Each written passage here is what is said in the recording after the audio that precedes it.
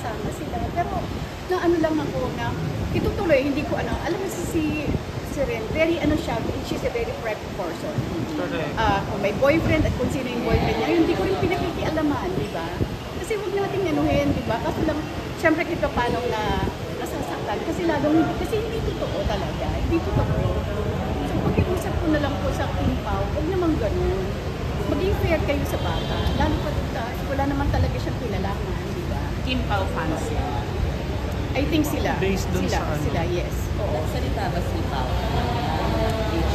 Sana magsalita rin siya, di ba? Para i-clear naman yung pangalan ni, ano, i-clear yung pangalan ni Ren, para hindi naman masisira yung bata. Wala siyang pinalaman eh. Tita, may balak mang magsampa ng cyber libel si Ren? Kasi below the belt na talaga yung tira sa kanya. Pinag-iisipan namin. Pero for now, wala pa naman. Pero sana lang pakiusap ko lang sa inyo, sana, huwag naman ganun.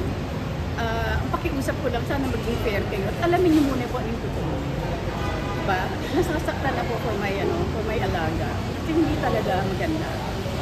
Oo, nasasaktan. Sobra nang nasasaktan si Ren. Lalo mo yung ginagawa lang yung trabaho niya.